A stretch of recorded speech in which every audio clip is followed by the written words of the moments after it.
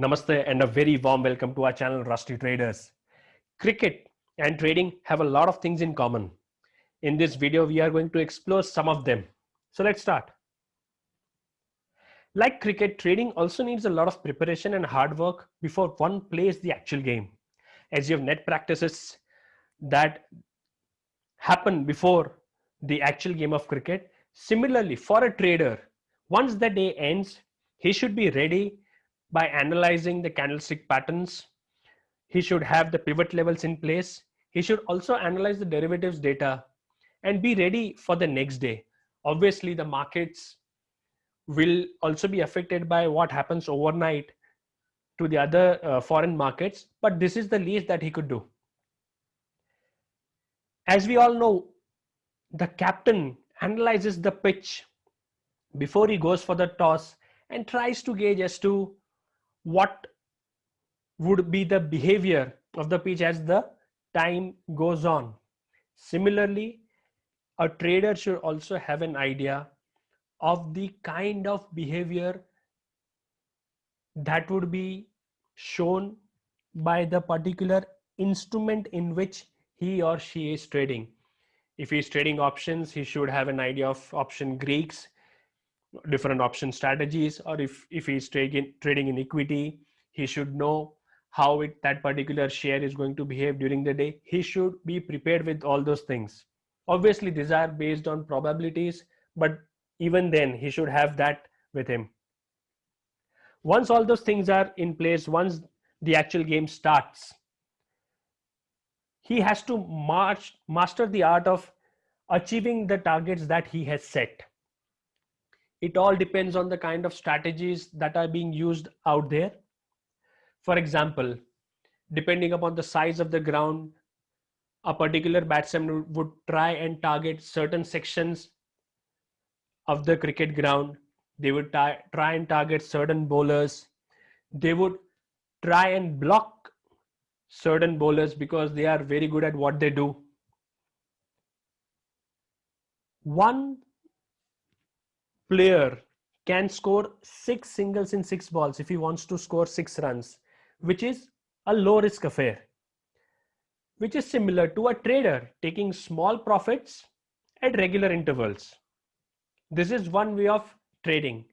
Second thing is, if he wants to score 6 runs, he can do it in a single ball, but then the risk of getting out is high. Similarly, a trader has to understand this, that if he is using leverage or if the position size is not appropriate, yes, he might be able to get all the profits that he is expecting in a single go, but then it will come with a lot of risk.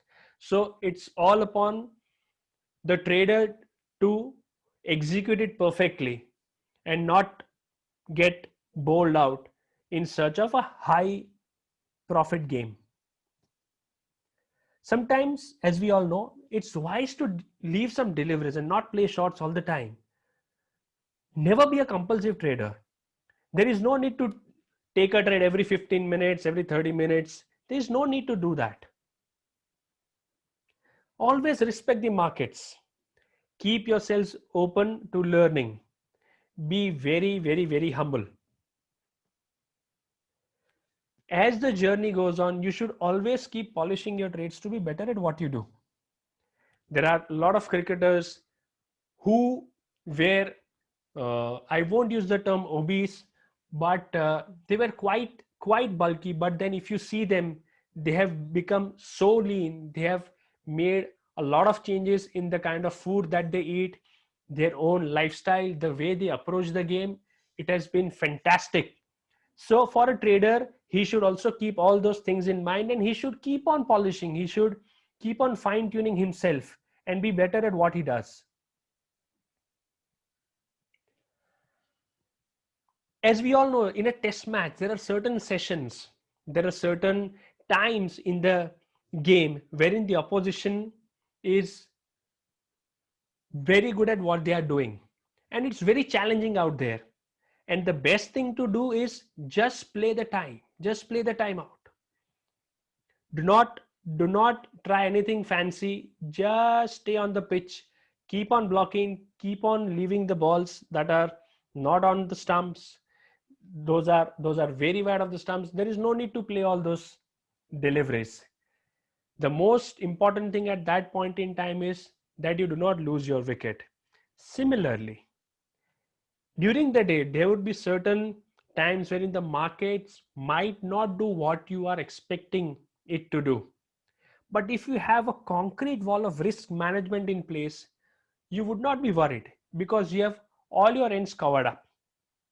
And it is just a matter of time that your expected move comes. Till that time, stay put. Once things ease out, the opportunity arrives. You take the opportunity with both hands and make the most of it. Once you have made the required profits, or you have got what you were expecting out of the trade setup, go back to the drawing board, repeat whatever we have discussed again. There is no rocket science to it. It is as simple as this. Cricket has a lot to teach, provided we are open to learning. With this, we end this session. Hope this has been a good learning experience for you. Best wishes in your trading journey. Have a great day.